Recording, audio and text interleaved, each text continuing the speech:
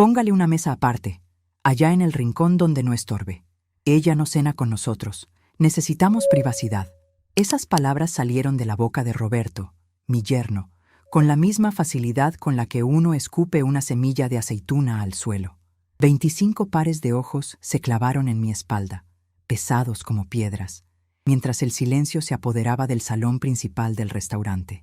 Soy Bernarda, tengo 72 años y las manos llenas de callos antiguos que el tiempo no ha podido borrar.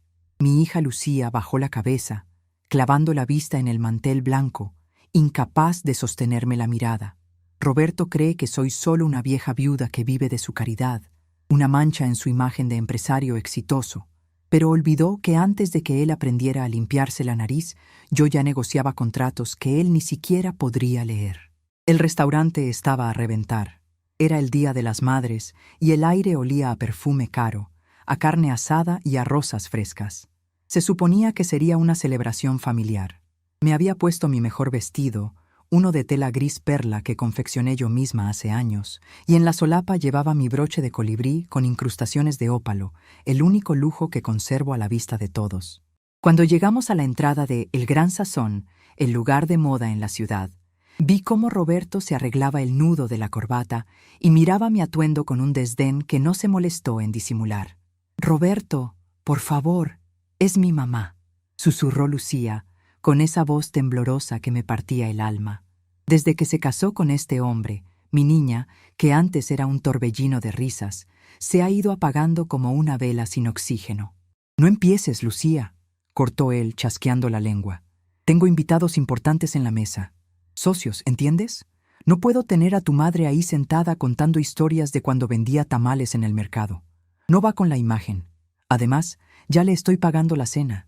¿Qué más quiere?» El capitán de meseros, un hombre joven con el uniforme impecable y una etiqueta que decía Mateo, nos miraba con los ojos muy abiertos. Su rostro era un poema de incomodidad. Sostenía las cartas del menú contra su pecho como si fueran un escudo. «Señor, la reservación es para 6 personas en la mesa central», dijo el muchacho intentando ser diplomático.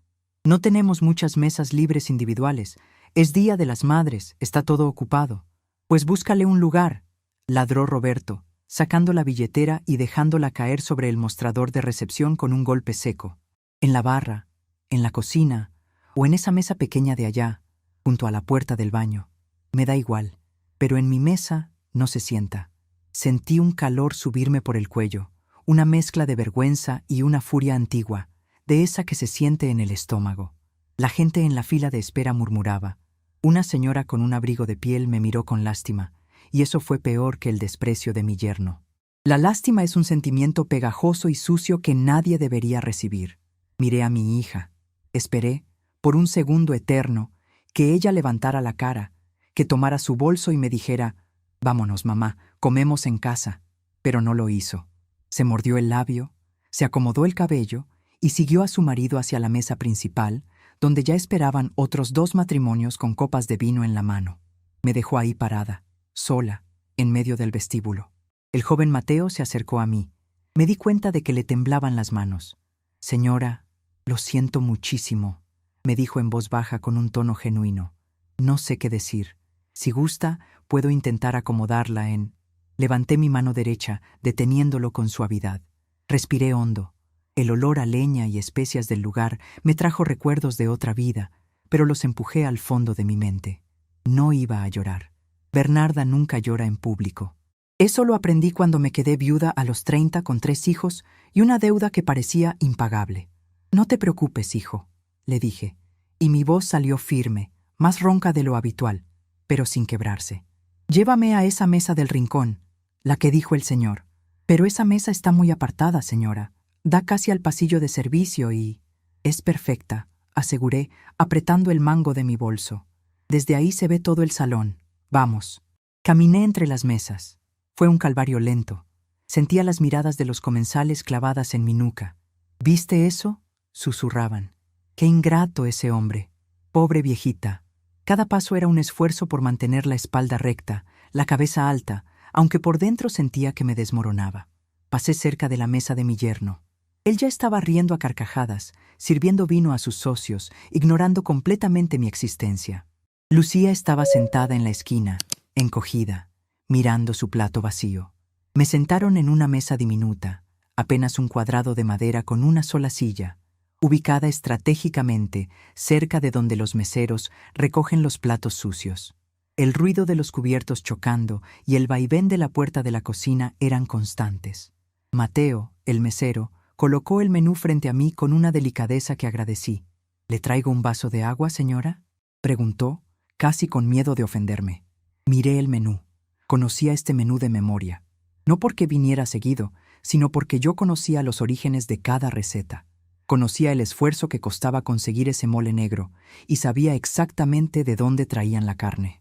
«No, hijo», respondí, y una extraña calma comenzó a asentarse en mi pecho, desplazando la vergüenza. «Tráeme la carta de vinos, la completa, y quiero ver al sommelier». Mateo parpadeó, confundido. Mi yerno había gritado que yo era una pobre pensionada. Seguramente el muchacho pensaba que yo pediría una limonada y una sopa del día. «¿La carta de vinos, señora?» «Sí, y tráeme una entrada de escamoles a la mantequilla para empezar. Después pediré el plato fuerte». El chico asintió y se retiró rápido. Me quedé sola en mi rincón. Desde mi posición, tenía una vista panorámica de la mesa de Roberto. Lo veía gesticular, presumir su reloj, palmear la espalda de sus invitados. Se veía tan seguro de sí mismo, tan dueño del mundo. Él cree que el poder es gritar más fuerte y tener el auto más nuevo. No sabe nada. Durante años he guardado silencio. Cuando Lucía se casó con él, Roberto era un muchacho ambicioso con muchas deudas y pocos escrúpulos. Yo ya estaba retirada. Había vendido mis negocios, mis carnicerías y mis terrenos en el norte, y había decidido vivir una vida tranquila, austera. Invertí mi dinero sabiamente, en bienes raíces, en acciones, en fondos que crecen en silencio mientras yo tejo chambritas para mis nietos. Para Roberto, soy la suegra que vive en una casita vieja en el centro, la que cuenta los centavos para el pan. Nunca le corregí. Me gustaba ver cómo trataba a la gente cuando creía que nadie importante lo observaba. Dicen que si quieres conocer a una persona, no mires cómo trata a sus jefes, sino cómo trata a los meseros y a sus suegras. Hoy, Roberto se había quitado la máscara por completo. El sommelier llegó. Era un hombre alto, delgado, con nariz aguileña. No me reconoció de inmediato, claro. Han pasado años y mis canas han ganado terreno. Me miró con cierta duda, evaluando mi vestido sencillo y mi ubicación en la mesa de los castigados. «Buenas tardes, señora. Me dicen que quería ver la carta. Tenemos vinos por copeo si gusta algo sencillo». Lo miré a los ojos y sonreí. Una sonrisa pequeña, de esas que no llegan a los ojos. «No quiero copeo. Quiero la botella de Vega Sicilia, único que tienen en la cava. La cosecha del 2010. Sé que les quedan 2 botellas». El hombre se quedó helado. Su postura profesional flaqueó por un instante. Ese vino costaba más de lo que Roberto ganaba en un mes malo. «Señora, es una botella muy costosa. ¿Está segura? El precio es...» «Sé el precio», lo interrumpí. «Y también sé que debe decantarse al menos 45 minutos. Así que ábrala ahora, por favor. Y para acompañar, después de los escamoles, quiero el corte tomahawk, término medio, con espárragos trufados». El sommelier tragó saliva. Miró hacia la mesa de mi yerno, quizás preguntándose si él pagaría eso. Roberto había dicho, «Yo pago», pero dudo que esperara una cuenta de este calibre. Pero no era eso lo que me daba satisfacción. No era gastar su dinero. Era algo más. Mientras esperaba mi vino, saqué mi teléfono celular. Era un modelo viejo, de teclas grandes, o eso parecía por la funda que le tenía puesta. Pero funcionaba perfectamente. Marqué un número que no había usado en meses. «¿Bueno?», contestó una voz ronca al otro lado. «Licenciado Montero, soy Bernarda». Hubo una pausa al otro lado de la línea, seguida de un sonido de sorpresa. «Doña Bernarda, qué milagro. ¿Pasó algo? ¿Está bien de salud?» «Estoy perfectamente, Anselmo. Estoy cenando en El Gran Sazón». «Ah, excelente elección. Usted sabe que ese local es una de las joyas de su portafolio inmobiliario». «¿La están tratando bien? ¿Habló con el gerente?» Miré a mi alrededor, a mi mesa coja, al pasillo del baño, a la espalda de mi hija encogida por la humillación. No, Anselmo, no saben quién soy. De hecho, mi yerno me acaba de sentar en la mesa de los marginados porque le doy vergüenza. Dice que, como separada. ¿Qué? El tono del abogado cambió instantáneamente a uno de indignación profesional. ¿Ese mequetrefe de Roberto? Doña Bernarda, diga la palabra y... No, no hagas nada todavía, dije, acariciando el broche de colibrí en mi pecho. Solo quería confirmar un dato. El contrato de arrendamiento de este local se vence el próximo mes, ¿verdad? Así es. El grupo restaurantero está desesperado por renovar. Han estado llamando a mi oficina toda la semana. El local es oro puro por la ubicación. Bien. Y el aval del préstamo comercial que pidió Roberto para su gran negocio de importaciones, ese también está vinculado a mis garantías bancarias, aunque él no lo sepa. Sí, señora. Usted firmó como avalista anónima a través del fideicomiso para ayudar a su hija, tal como me instruyó hace 3 años. Si usted retira el aval, el banco le ejecuta la deuda a él mañana mismo. Sonreí. Esta vez la sonrisa sí llegó a mis ojos. Gracias, Anselmo. Quédate atento al teléfono. Puede que necesite que envíes un correo electrónico urgente en 1 hora. Colgué. En ese momento, llegó Mateo con la botella de vino. La trataba como si fuera un bebé recién nacido. Detrás de él venía el gerente general del restaurante, un hombre llamado señor Velasco. Velasco venía con el ceño fruncido, probablemente alertado por el sommelier sobre la anciana loca que pedía vinos de miles de pesos en la mesa del rincón. Se acercó con paso firme, listo para pedirme una tarjeta de crédito por adelantado o echarme del lugar. Se detuvo frente a mi mesa. Me miró. Yo levanté la vista y me quité los lentes de lectura que me había puesto para ver el celular. Nuestras miradas se cruzaron.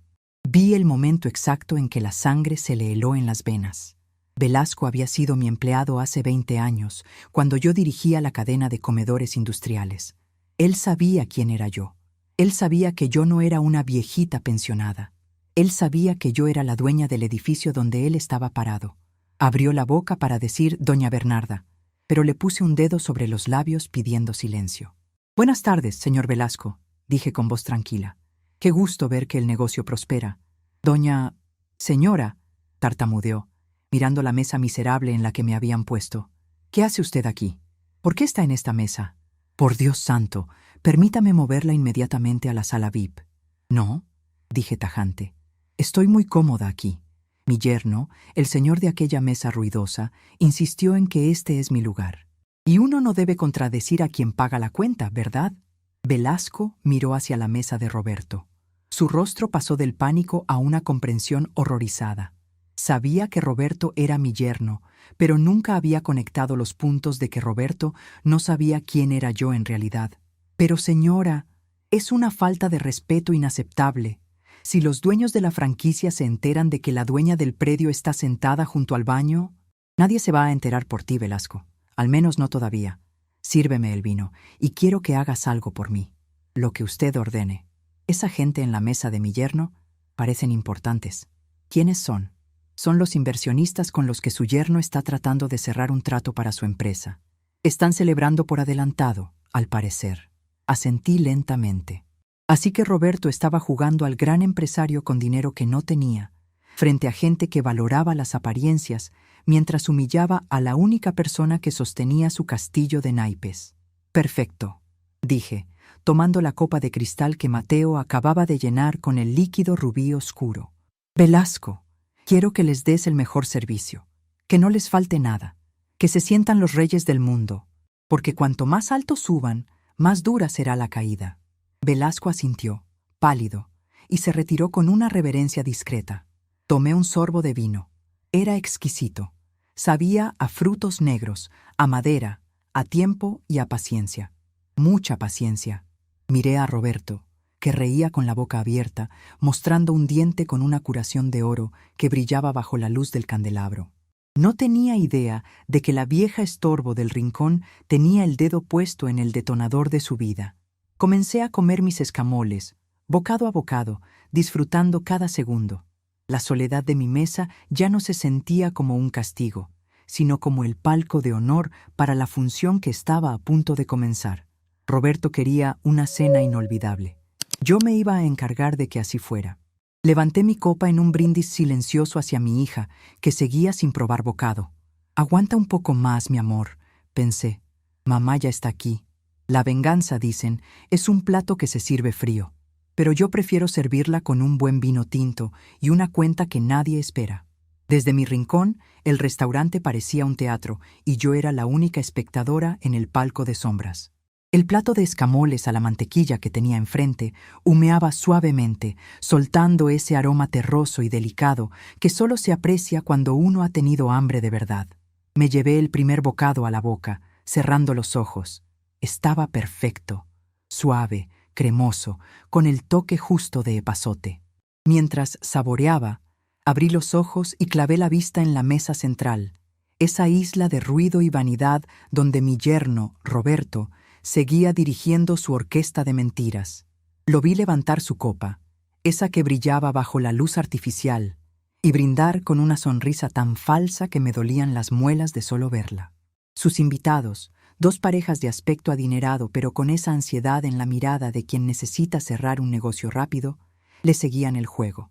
Roberto señalaba hacia las paredes del restaurante, haciendo gestos amplios, como si él hubiera puesto cada ladrillo. ¡Pobre diablo! No se daba cuenta de que la verdadera dueña de esos ladrillos estaba a 20 metros, sentada en una silla coja, limpiando el plato con un trozo de pan artesanal. Saqué mi teléfono del bolso.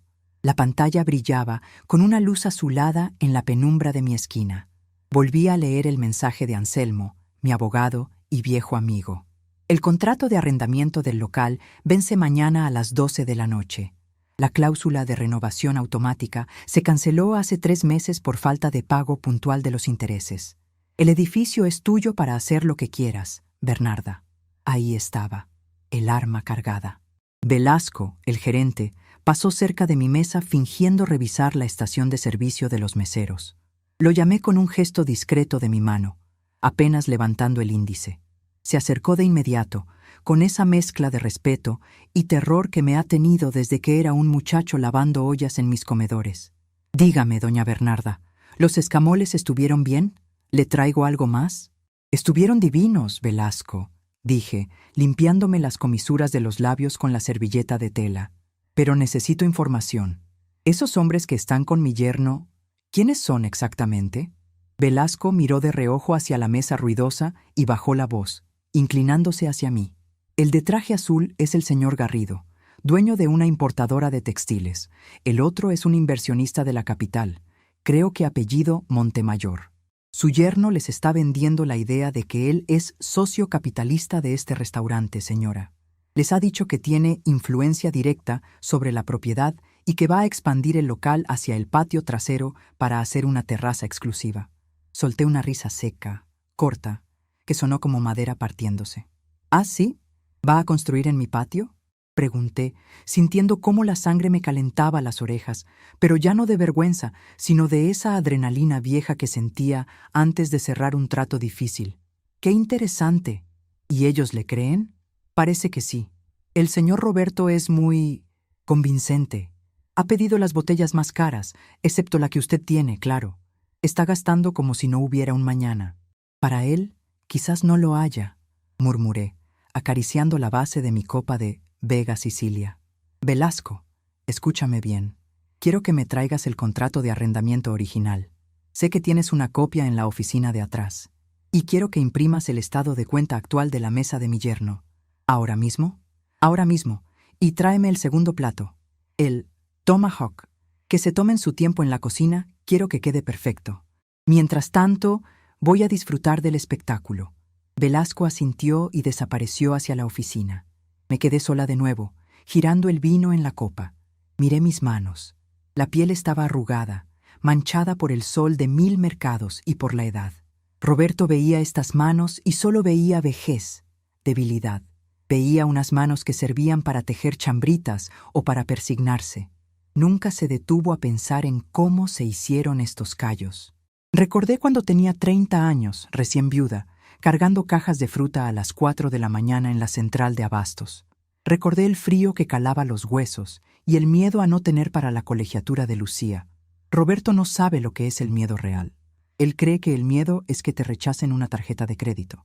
Yo conozco el miedo de que te quieran quitar tu puesto en el mercado a punta de amenazas y tener que pararte firme con un cuchillo de carnicero bajo el delantal y decir, de aquí no me mueven. Y no me movieron. Crecí.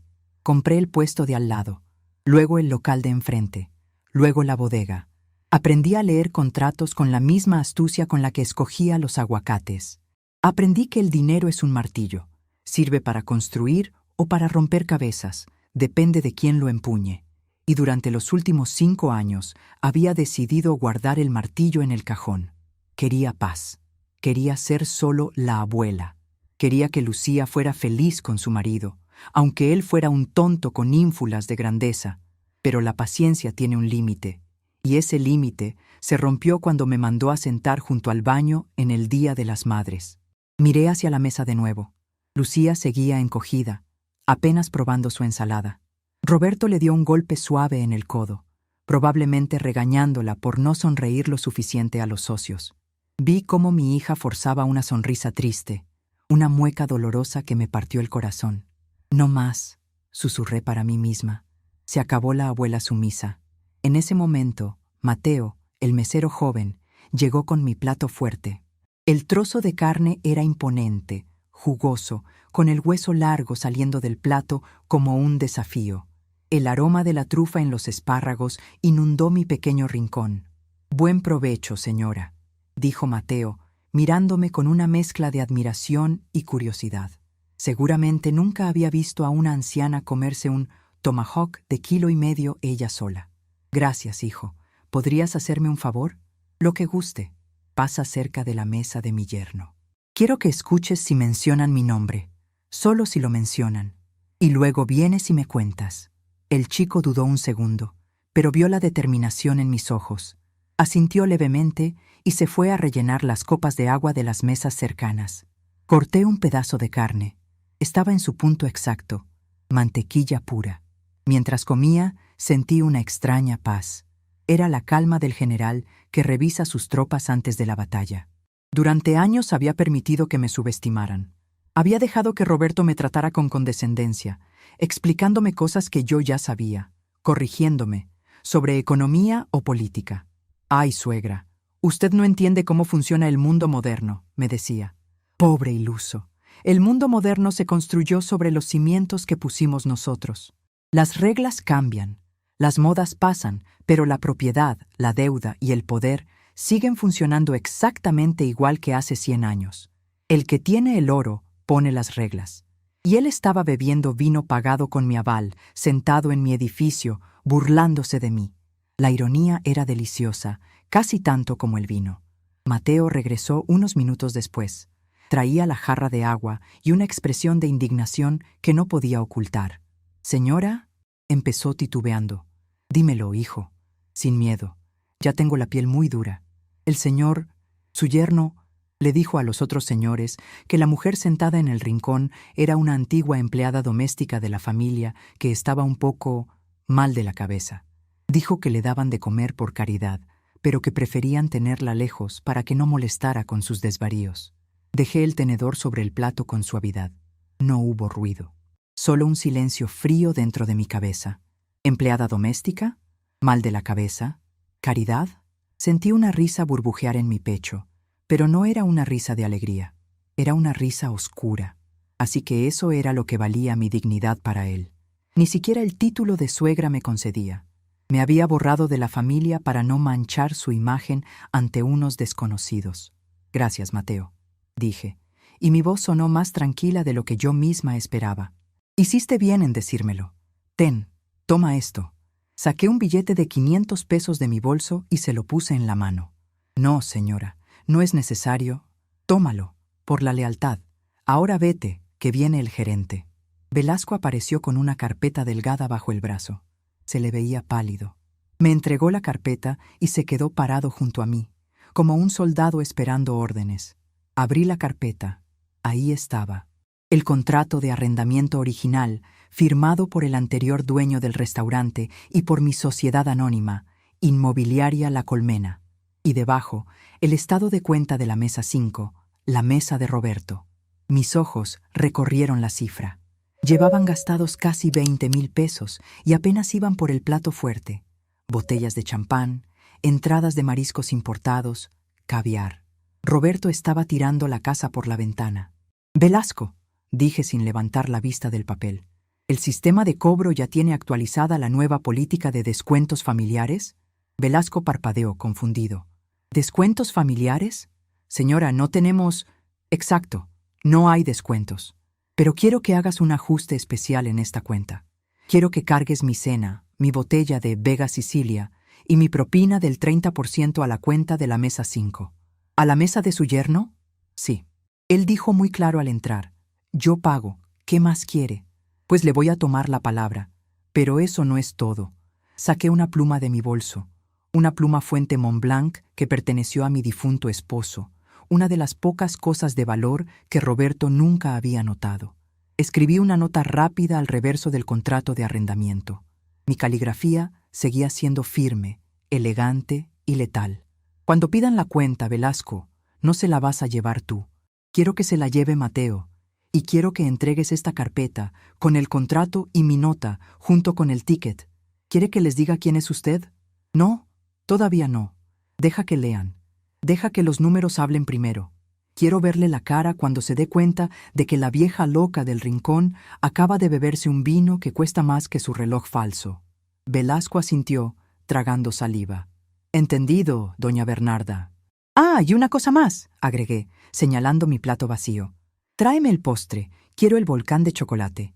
Y otro para mi hija, pero a ella llévaselo con una nota que diga, de parte de una admiradora secreta. Que no sepa que soy yo todavía. Necesito que ella vea lo que va a pasar con sus propios ojos, sin que yo interfiera. Enseguida, me recosté en la silla de madera dura. Mi espalda protestaba un poco, pero mi espíritu estaba más erguido que nunca. Miré hacia la mesa de Roberto.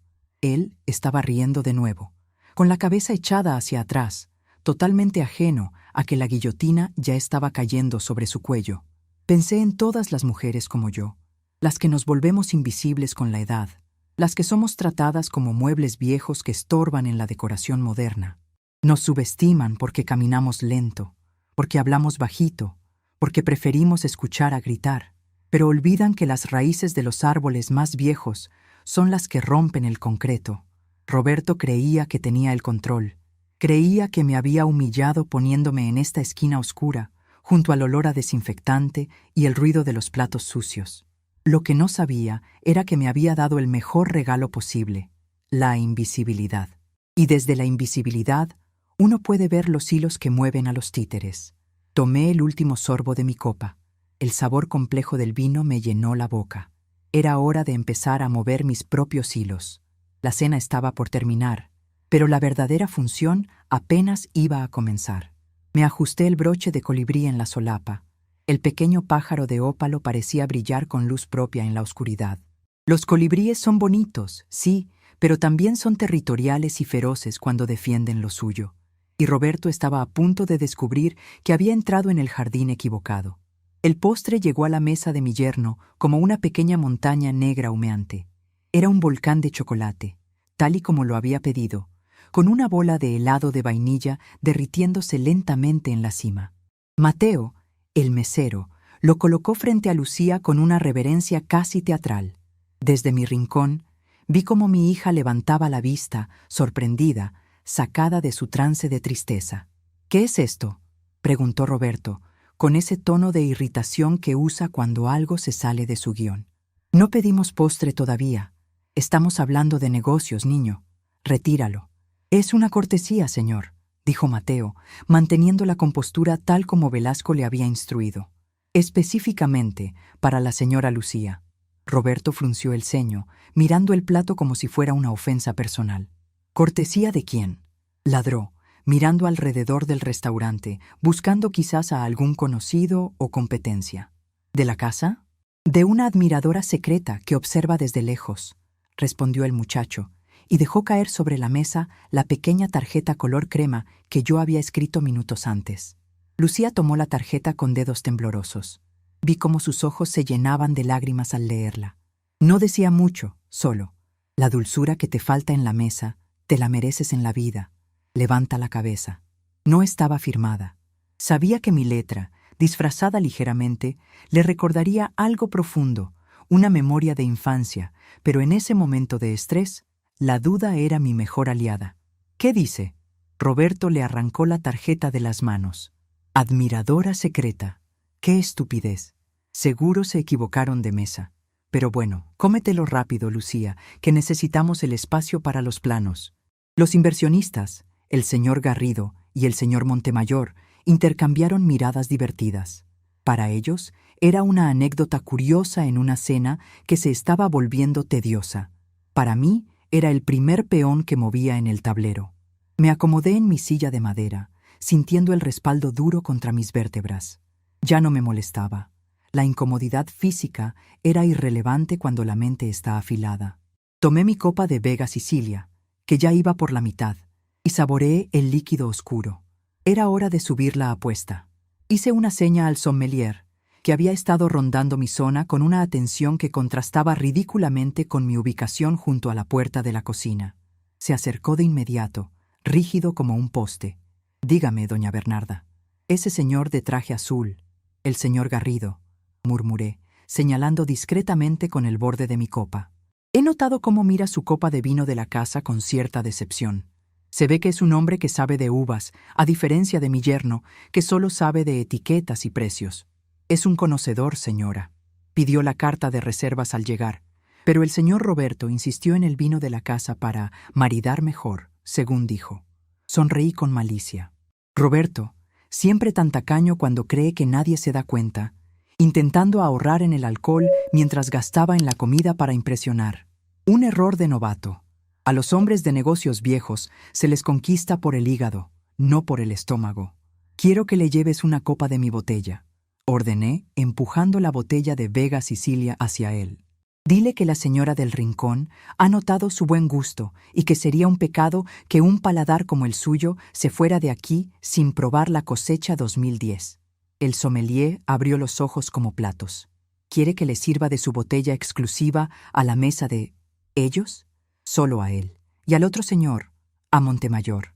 A mi yerno no. A él sírvele agua del grifo si pide más. El hombre asintió, con una media sonrisa cómplice dibujándose en su rostro, y tomó la botella con el cuidado de quien transporta nitroglicerina. Observé la escena como un halcón. El sommelier llegó a la mesa central. Interrumpió a Roberto, que estaba gesticulando con un tenedor en la mano, y se dirigió directamente a los invitados. Sirvió 2 copas de cristal fino con el líquido precioso. El color rubí intenso brilló bajo las luces del candelabro. Roberto se quedó callado, con el tenedor en el aire. «¿Qué es esto?», preguntó, molesto por la interrupción. «No pedimos más vino. Es una cortesía de la comensal de aquella mesa», dijo el sommelier, señalando mi rincón oscuro con una mano abierta. «Ella insiste en que los caballeros prueben esta joya. Es un Vega Sicilia único, 2010. La mención del nombre del vino tuvo el efecto de una bofetada. El señor Garrido se enderezó en su silla como si le hubieran puesto un resorte. Montemayor dejó caer su servilleta. Ambos sabían lo que valía esa botella. Sabían que no se encontraba en cualquier tienda de la esquina. Roberto giró la cabeza lentamente hacia mí. Sus ojos se entrecerraron, tratando de enfocar en la penumbra. Yo me quedé inmóvil, con las manos cruzadas sobre el mantel, mirándolo fijamente. No saludé, no sonreí, solo sostuve la mirada con la pesadez de una estatua de piedra. ¿La empleada?, soltó Roberto con una risa nerviosa que sonó a cacareo. Señores, debe ser una broma del restaurante. Esa mujer es... Bueno, ya les dije, es la señora que nos ayudaba en casa. Está un poco confundida. Seguro el gerente le dio una botella vacía para que jugara. Pero Garrido ya tenía la copa en la nariz. Aspiró profundo, cerró los ojos y su expresión cambió de la curiosidad al éxtasis. «Esto no es ninguna broma, Roberto», dijo el inversionista con voz grave. «Esto es néctar puro, y si esa mujer está confundida, tiene mejor gusto que cualquiera en esta mesa». Garrido se levantó de su silla, copa en mano, y se giró hacia mí. Alzó el cristal en un brindis silencioso. Yo respondí levantando mi propia copa, un movimiento lento, regio, calculado. Vi cómo Roberto se ponía rojo, un color que subía desde su cuello apretado hasta las orejas. Estaba perdiendo el control de la narrativa.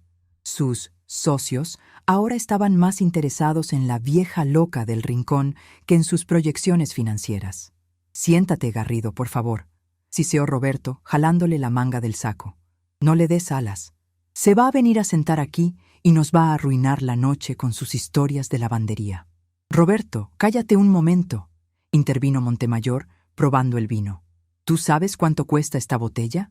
Si tu empleada doméstica puede pagar esto, creo que estamos negociando con la persona equivocada de la familia». El silencio que siguió a esa frase fue delicioso. Pude ver los engranajes oxidados en el cerebro de mi yerno tratando de girar. ¿Cómo podía la vieja Bernarda, la que vivía en una casa vieja y vestía ropa hecha a mano, estar bebiendo el vino más caro de la carta?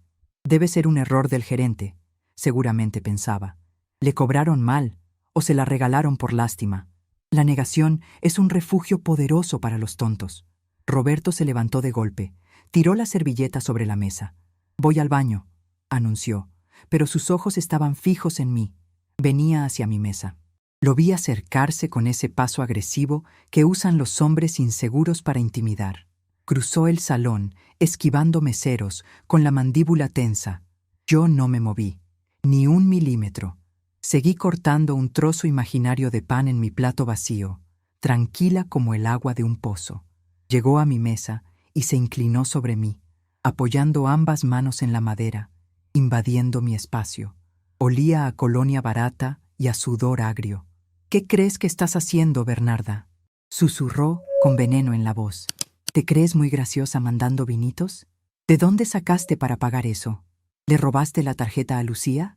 Levanté la vista lentamente. Me quité los lentes y los dejé sobre la mesa con un clic suave.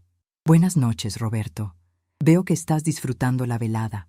«No te hagas la tonta», siseó, mirando de reojo para asegurarse de que sus socios no escucharan. «Vas a dejar de hacer el ridículo ahora mismo.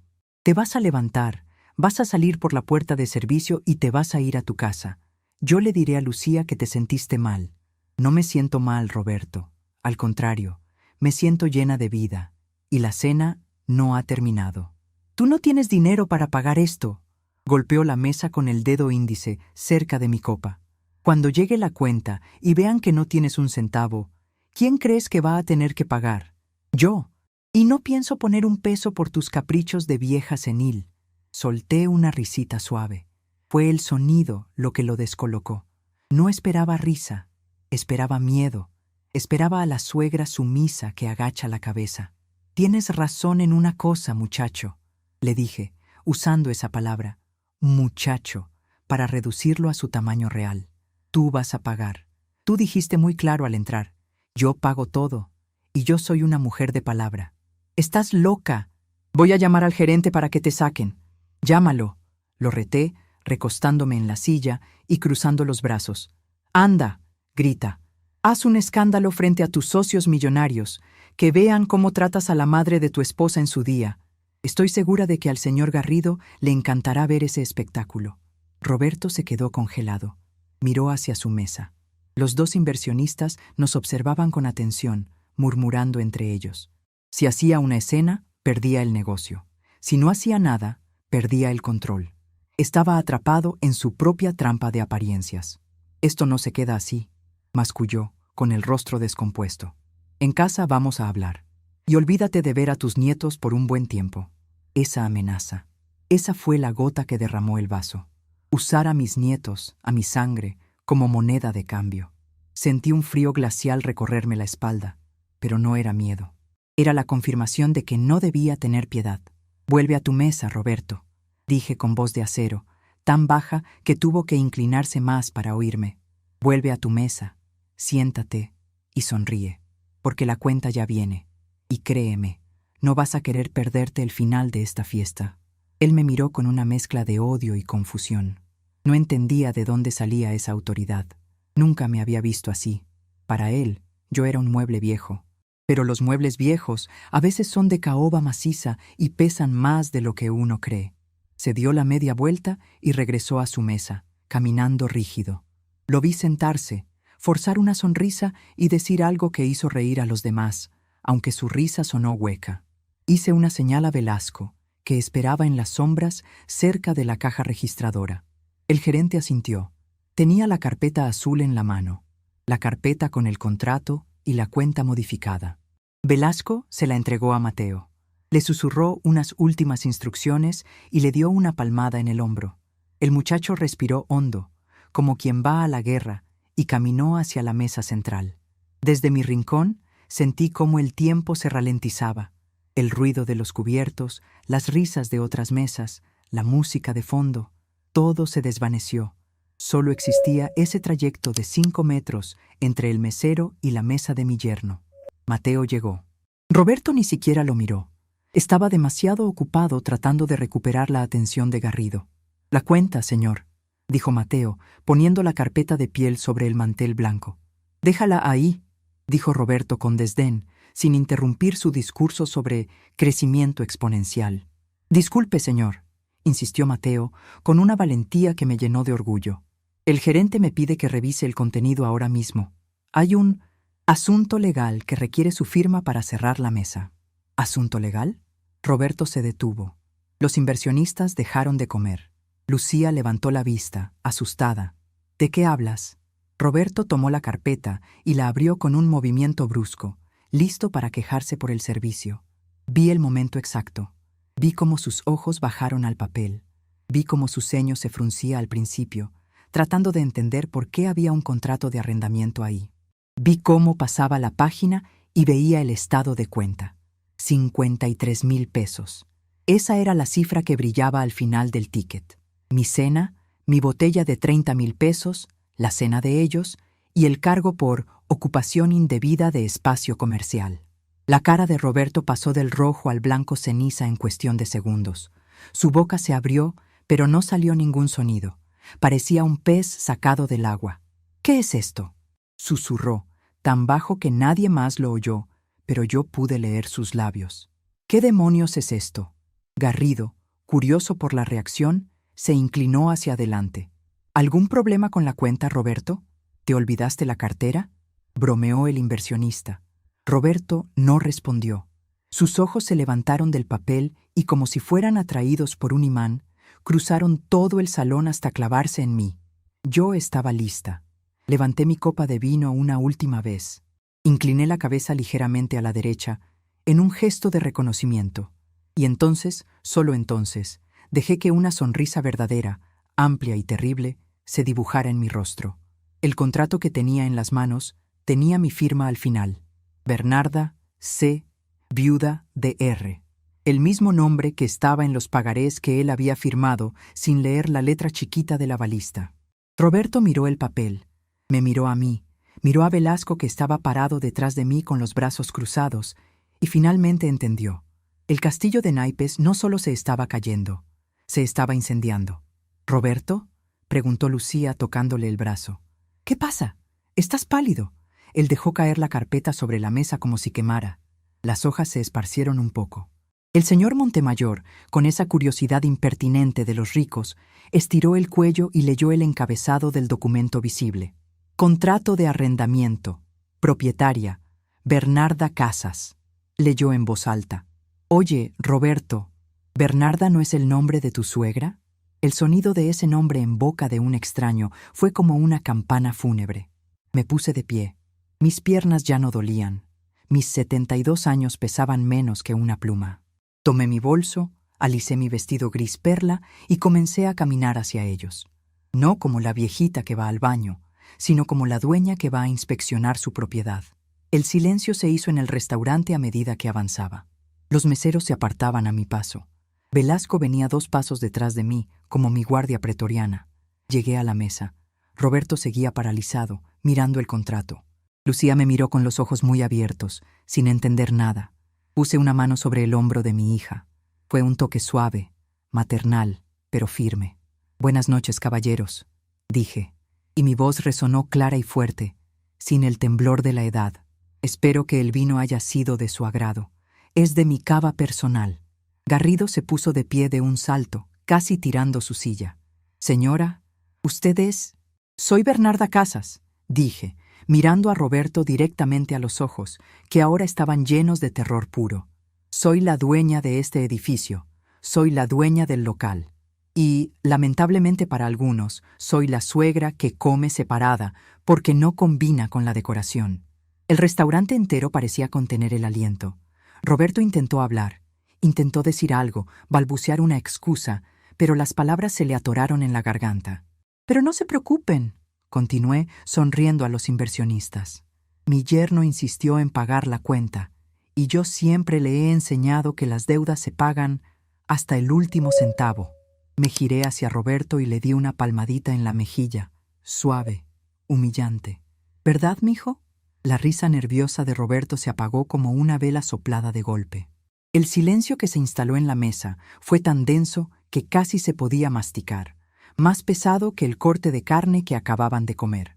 El señor Garrido, el inversionista de traje azul, sostenía la copa de Vega Sicilia en una mano y el contrato de arrendamiento en la otra, alternando la mirada entre el papel y mi rostro con una expresión de incredulidad absoluta. «¿Es esto cierto, Roberto?», preguntó Garrido, y su voz ya no tenía el tono de camaradería de hace 5 minutos. Ahora sonaba fría, calculadora, la voz de un hombre que huele un negocio podrido. «¿Tu suegra es la dueña del edificio? ¿La mujer a la que sentaste junto a la puerta de la cocina?». Roberto abrió la boca y la cerró varias veces, buscando aire, buscando una mentira que pudiera salvarlo del naufragio. «No, no es lo que parece», balbuceó, pasándose una mano por el cabello engominado, despeinándose en su desesperación. Ella es una prestanombres, nada más. Es un tecnicismo legal. Bernarda no sabe nada de negocios, señores. Es una anciana que a veces imagina cosas. Lucía, dile algo. Diles que tu madre no sabe lo que dice». Mi hija levantó la vista del mantel. Tenía los ojos rojos, pero por primera vez en años vi una chispa de algo diferente en su mirada. No era miedo, era vergüenza, sí, pero vergüenza ajena. «Mamá no imagina cosas, Roberto», dijo Lucía, con un hilo de voz que fue cobrando fuerza. «Mamá construyó su patrimonio ladrillo a ladrillo mientras tú todavía estabas en la escuela. Y sí, este edificio es suyo». La confirmación de mi hija fue el golpe de gracia.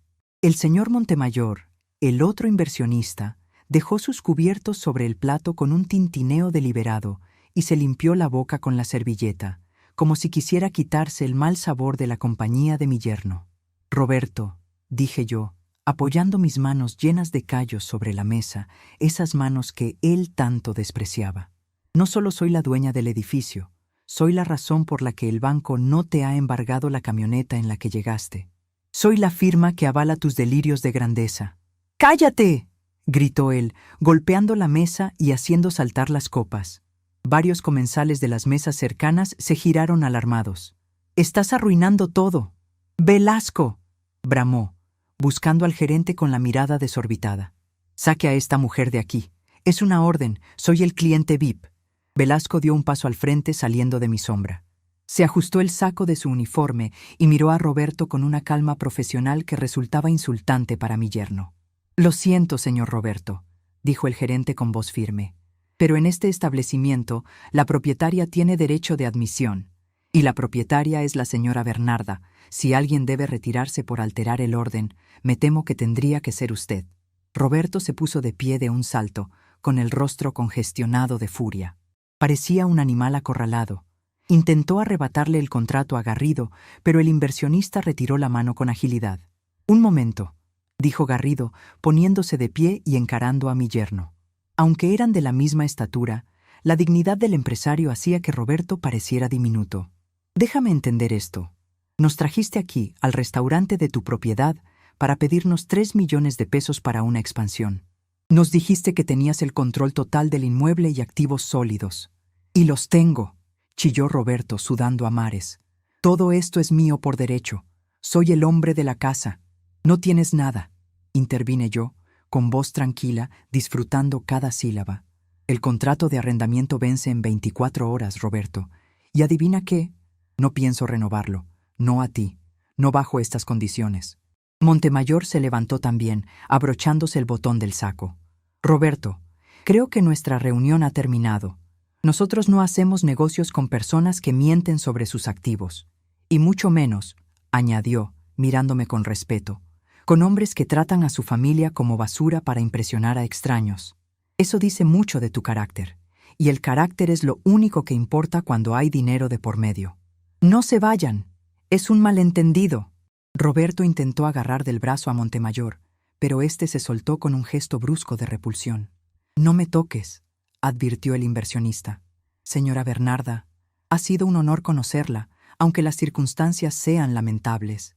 Ese vino, señaló la botella de Vega Sicilia que descansaba en mi mesa del rincón. Es exquisito. Gracias por el gesto. Demuestra una clase que su yerno jamás podrá comprar. Garrido asintió hacia mí, una reverencia corta y formal. Con su permiso, señora, y lamento mucho haber sido parte de este teatro sin saberlo.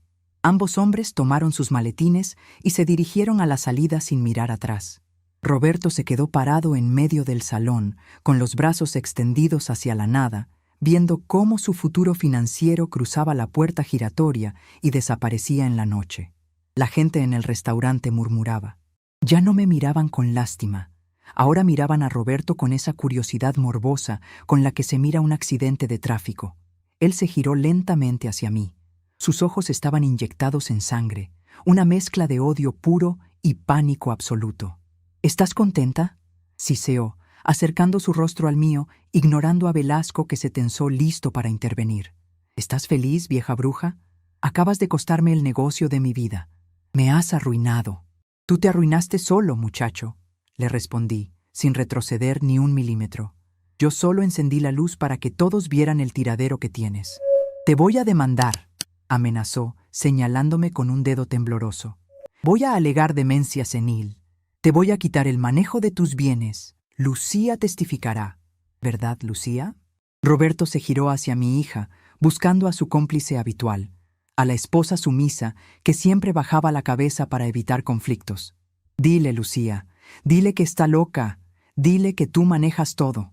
Lucía estaba sentada, inmóvil, mirando la copa de postre que se derretía frente a ella. La tarjeta que yo le había enviado, con mi letra disfrazada, seguía entre sus dedos. Levantó la vista y miró a su marido.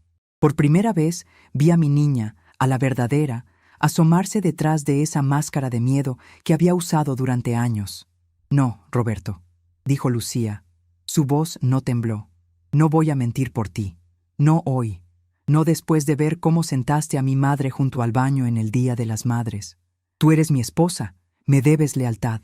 La lealtad se gana, dijo ella poniéndose de pie lentamente. Y tú la perdiste hace mucho tiempo. Mamá tiene razón.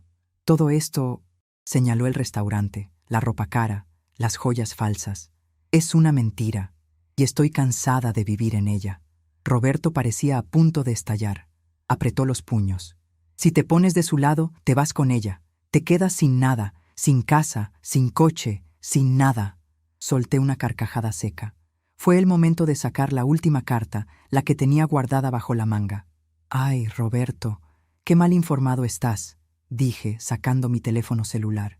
Anselmo, mi abogado, me acaba de enviar la confirmación. Mostré la pantalla del teléfono, aunque él estaba demasiado ciego de ira para leer. ¿Recuerdas el préstamo hipotecario de la casa donde viven? ¿Ese que conseguiste gracias a tus contactos? Bueno, el banco me llamó hace 3 días. Llevas 4 meses sin pagar la hipoteca. Iban a iniciar el proceso de embargo la próxima semana. Roberto palideció. Eso no se lo esperaba. Creía que sus secretos financieros estaban bien enterrados. Yo iba a pagar con el dinero de los inversionistas, balbuceó, su arrogancia desinflándose como un globo pinchado. Lo sé, ibas a tapar un hoyo abriendo otro más grande, el clásico esquema de los perdedores. Pero no te preocupes por la casa. ¿La pagaste?, preguntó con un destello de esperanza patética en los ojos. Creyó por un segundo que la abuela tonta había vuelto al rescate. La compré, corregí con una sonrisa fría. El banco me vendió la deuda vencida esta mañana. Técnicamente, Roberto, estás viviendo en mi casa, y como nueva propietaria, tengo reglas muy estrictas sobre quién duerme bajo mi techo. Los mentirosos y los malagradecidos no están permitidos. El impacto de mis palabras fue físico. Roberto se tambaleó y tuvo que apoyarse en la silla para no caer. Se dio cuenta finalmente de la magnitud de su error. No solo había perdido el negocio, había perdido el techo, el aval y el respeto. Estaba desnudo frente a la vieja inútil. ¿Bernarda? ¿Suegra? Su tono cambió radicalmente. Ahora era una súplica llorosa, repugnante. Por favor, no podemos hacer esto aquí. Hablemos en casa. Somos familia. Fue un error. Estaba estresado. Usted sabe cómo es la presión de los negocios. ¿Familia? Le interrumpí. Hace 20 minutos yo era la empleada doméstica. Hace 10 minutos yo comía separada. La familia se sienta junta a la mesa, Roberto. Y tú dejaste muy claro que yo no pertenezco a la tuya. Me giré hacia Velasco. Gerente, por favor, proceda con el cobro. Velasco asintió y le hizo una seña a Mateo. El joven mesero se acercó, esta vez con la terminal bancaria en la mano. Son 53.400 pesos, señor, dijo Mateo, con una satisfacción apenas disimulada en su voz. ¿Tarjeta o efectivo? Roberto miró la terminal, como si fuera un arma cargada. No tengo esa cantidad disponible en la tarjeta de crédito ahora mismo. El límite. Empezó a excusarse sudando frío. «Qué pena», dije, chasqueando la lengua. «Y pensar que hace un rato gritabas que tú pagabas todo. Velasco, ¿qué sucede cuando un cliente no puede pagar una cuenta de este tamaño?» «Llamamos a la policía, señora, por intento de fraude», respondió Velasco con prontitud. «Es el protocolo». «No, a la policía no». Roberto miró a Lucía con desesperación. «Lucía, paga tú. Usa la tarjeta de emergencia». Lucía metió la mano en su bolso. Por un segundo, temí que cediera, que el hábito de obedecer fuera más fuerte. Sacó una tarjeta dorada. Roberto suspiró aliviado, pero Lucía no se la dio a Mateo. Se la extendió a mí. «Esta tarjeta está a nombre de mi madre», dijo Lucía, mirándome a los ojos con una tristeza infinita, pero con una nueva resolución. «Es una extensión que ella me dio para emergencias. Y creo que salir de este matrimonio es una emergencia, ¿verdad, mamá?» Tomé la tarjeta de la mano de mi hija. Sentí el calor de sus dedos, el temblor que ya no era de miedo, sino de adrenalina. «Así es, hija. Es la mayor emergencia de tu vida». Miré a Roberto, que observaba la escena con horror. «Yo voy a pagar mi parte», anuncié sacando mi propia tarjeta negra, esa que rara vez usaba para no ostentar. «Voy a pagar mi Vega Sicilia, mi Tomahawk y mis escamoles. Y también voy a pagar la cena de mi hija. Pero lo que consumiste tú, Roberto, y lo que consumieron tus invitados para tu negocio, eso lo pagas tú». «Pero no tengo dinero», gritó él casi llorando. «Entonces te sugiero que empieces a lavar platos», dije señalando hacia la cocina. «Velasco necesita ayuda en el turno de la noche. Y considerando lo que debes, vas a tener que lavar muchos platos para salir de aquí sin esposas en las muñecas». El restaurante estaba en un silencio absoluto. Nadie comía. Todos miraban al hombre de traje caro, que se había convertido en una piltrafa humana en cuestión de minutos. Roberto miró a su alrededor, buscando algún aliado, alguna salida. No había ninguna. Estaba solo con su vanidad y su cuenta impagable. «Lucía, ¿no puedes hacerme esto?», gimió. Lucía se acercó a él. Se quitó el anillo de matrimonio del dedo, una banda de oro que yo sabía que él había comprado a plazos, y lo dejó caer en la copa de vino vacía de Roberto. El sonido del metal contra el cristal fue el punto final de una historia de 10 años. «Vámonos, mamá», dijo ella, tomándome del brazo. «Tengo hambre y aquí el ambiente se puso muy pesado». «Velasco», dije antes de darme la vuelta, «asegúrate de que el señor pague. Si le falta un peso, llamas a la patrulla. Y si intenta salir sin pagar, bueno, tú sabes que los guardias de seguridad de la entrada son exluchadores. Descuide, doña Bernarda. Se hará justicia».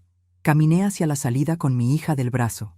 Sentí cómo ella se apoyaba en mí y al mismo tiempo cómo yo me apoyaba en ella. Al pasar por las mesas, vi a la señora del abrigo de piel que me había mirado con lástima al principio. Ahora me miraba con asombro, casi con miedo. Le guiñé un ojo. Al llegar a la puerta, escuché los gritos de Roberto detrás de nosotras. discutiendo con Velasco, exigiendo plazos, suplicando. Ya no eran gritos de mando, eran los gritos de un niño berrinchudo que acaba de descubrir que el mundo no gira a su alrededor. Salimos al aire fresco de la noche. El valet parking corrió a traernos mi auto, un sedán discreto pero blindado. Lucía respiró hondo, llenando sus pulmones de aire nocturno, como si hubiera estado conteniendo la respiración durante años. ¿Lo sabías todo, mamá?, me preguntó mientras esperábamos, mirándome con curiosidad. ¿Lo del edificio? ¿Lo de la hipoteca? ¿Lo de los préstamos? Yo sé todo lo que pasa con mi dinero, hija, respondí, acariciándole la mejilla. Pero necesitaba que tú lo vieras. Necesitaba que vieras quién era él cuando creía que nadie importante lo miraba. El dinero no cambia a las personas, Lucía. Solo les quita la máscara. El coche llegó. El chofer nos abrió la puerta. ¿A dónde vamos, señora?, preguntó. Miré hacia el restaurante iluminado, donde mi yerno estaba probablemente siendo escoltado a la cocina para negociar su libertad fregando sartenes. Vamos a los tacos de la esquina del mercado, Anselmo, le dije al chofer. Tengo antojo de algo auténtico. Hoy he tenido demasiada falsedad para una sola noche. Lucía soltó una risita, una risa genuina, liberadora. Subimos al auto. Mientras nos alejábamos, vi por el espejo retrovisor cómo una patrulla de policía llegaba a la entrada de El Gran Sazón con las luces giratorias encendidas. La justicia divina a veces tarda, pero la justicia de una madre ofendida llega con factura y con intereses moratorios. Y Roberto acababa de entrar en buró de crédito de por vida. El poder no es gritar.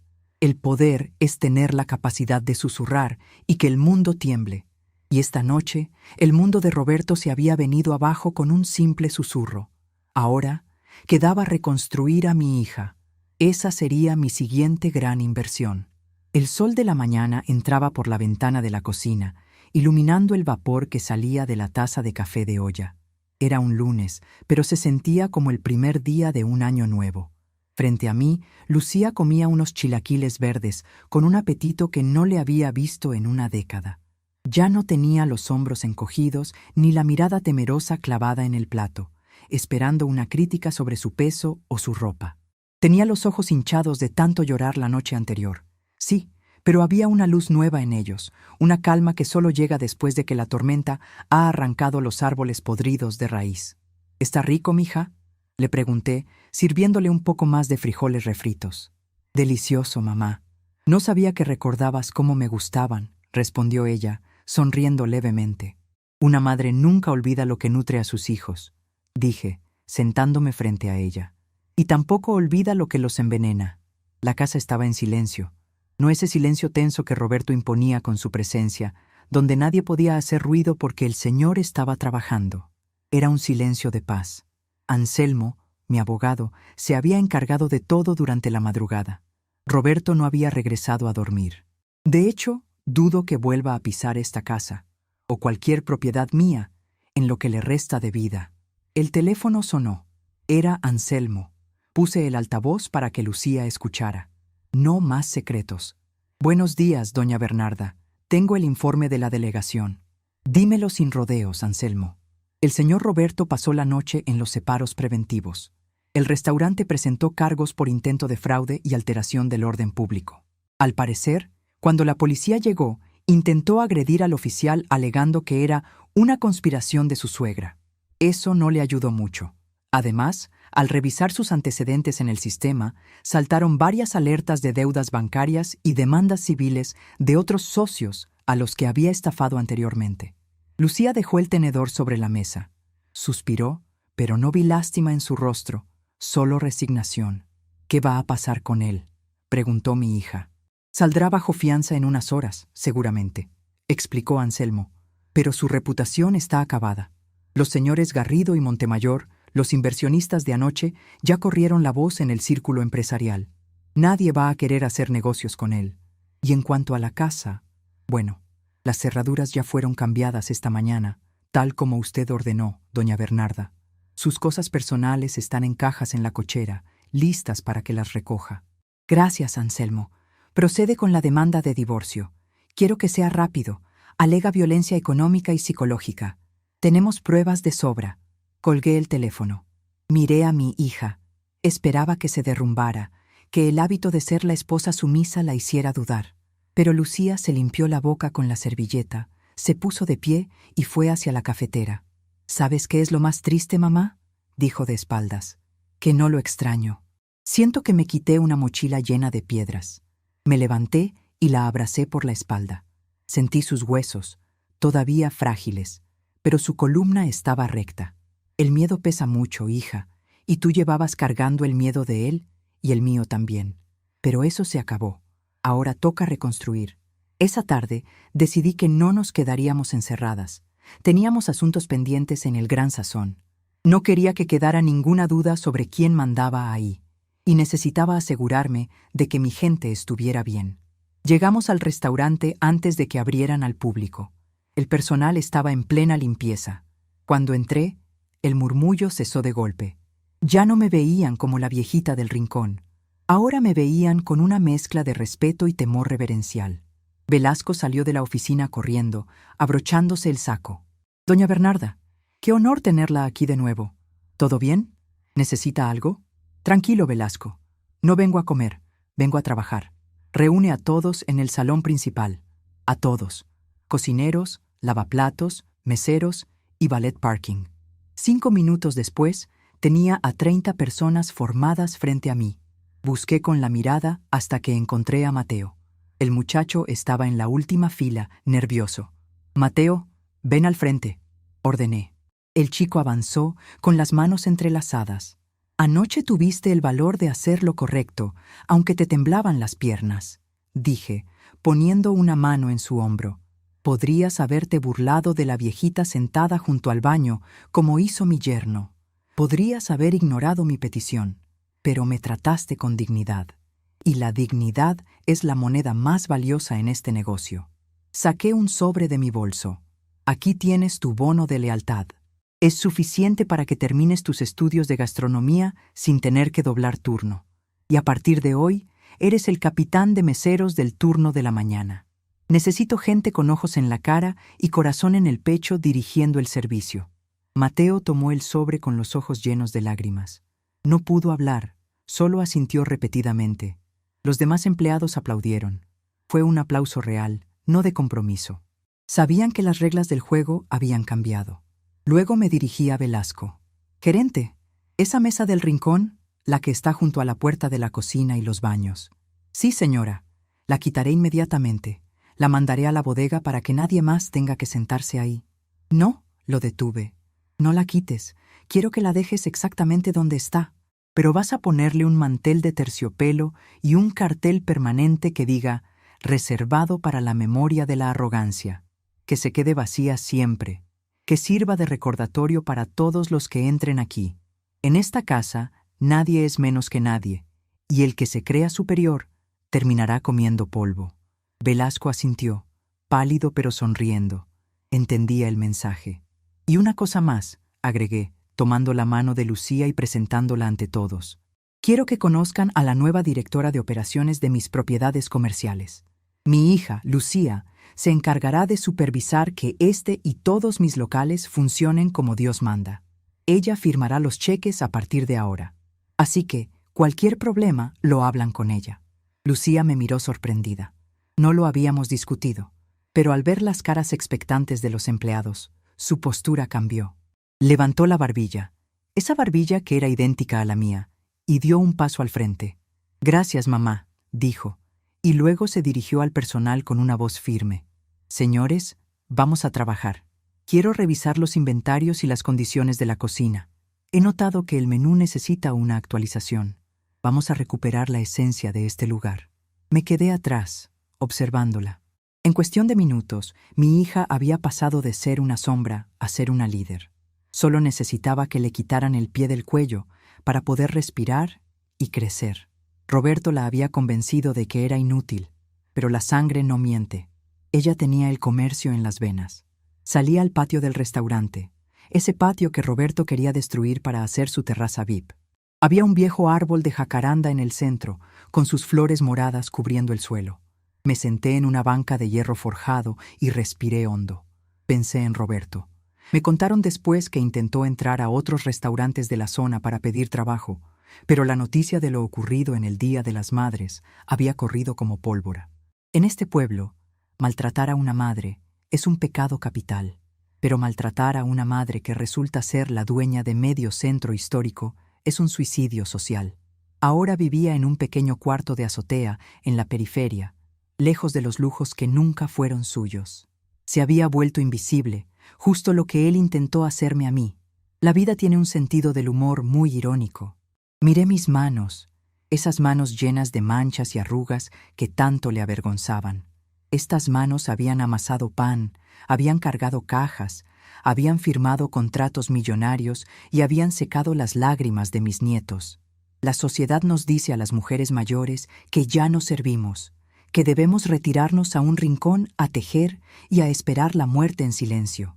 Nos dicen que nuestra opinión no cuenta, que no entendemos el mundo moderno, pero se equivocan. Nosotras somos los cimientos. Un edificio puede tener una fachada muy moderna y pintura fresca, pero si los cimientos se mueven, todo se cae. Yo había permitido que me cubrieran con el polvo del olvido por un tiempo, pensando que así mantendría la paz familiar. Grave error. La paz no se mantiene ocultando la fuerza, sino ejerciéndola con sabiduría. Había aprendido, a mis 72 años, que el respeto no se pide, se impone. Y no se impone con gritos, como hacía mi yerno, sino con acciones, con la certeza de saber quién eres y cuánto vales.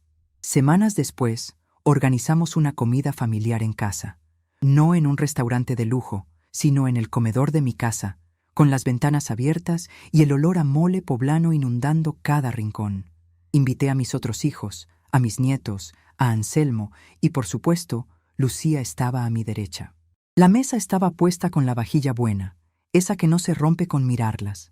Había risas, había ruido, los niños corrían alrededor. Nadie estaba preocupado por las apariencias. Nadie estaba mirando el reloj o el celular para ver si llegaba un mensaje importante. Lucía se levantó para hacer un brindis. Se veía hermosa, con un vestido sencillo de colores vivos. Nada que ver con los trajes grises y apagados que Roberto le obligaba a usar. «Por mamá», dijo, alzando su copa de agua de Jamaica. «Porque me enseñó que nunca es tarde para recuperar tu lugar en la mesa. Y porque me enseñó que la verdadera fuerza no está en cuánto tienes en el banco, sino en no dejar que nadie te haga sentir pequeña». Todos brindamos. Yo tomé un sorbo de mi vino, un tinto sencillo, nada de Vega Sicilia esta vez. No hacía falta. El sabor de la libertad era mucho más dulce que cualquier reserva especial. Miré la silla vacía al final de la mesa, la silla donde solía sentarse Roberto, presidiendo como un rey de cartón. Ahora estaba ocupada por mi nieto más pequeño, que jugaba con una servilleta, feliz y despreocupado. El hueco que dejó el tirano se había llenado de amor. Esa noche, antes de dormir, me miré en el espejo de mi tocador. Me quité el broche de colibrí y lo guardé en su caja de terciopelo. Ya no necesitaba amuletos para recordar mi poder. Me solté el pelo, dejando que las canas cayeran sobre mis hombros como una cascada de plata. Roberto quiso borrarme, quiso ponerme en una mesa aparte, quiso esconderme en la oscuridad, pero olvidó que las estrellas solo brillan cuando está oscuro. Y yo, Bernarda Casas, todavía tengo mucha luz para dar y mucho fuego para quemar a quien intente apagarme. Mi legado no serán los edificios ni las cuentas bancarias. Eso es polvo. Mi legado será que mi hija camine con la cabeza alta. Mi legado será que mis nietos sepan que a las abuelas se les respeta, no por miedo, sino por honor. Y mi legado será esa mesa vacía en el restaurante, recordándole al mundo que no importa cuánto dinero tengas en la cartera, si tienes el alma pobre, siempre terminarás comiendo solo. Apagué la luz y me metí en la cama. Por primera vez en años no me dolía la espalda. Dormí como lo que soy. Una mujer que construyó su propio castillo y tuvo el valor de sacar la basura para mantenerlo limpio. Porque al final del día, la vida es como un restaurante. Tú decides si te sientas donde te dicen o si compras el lugar y pones las reglas. Y yo, mis queridos, yo prefiero ser la dueña.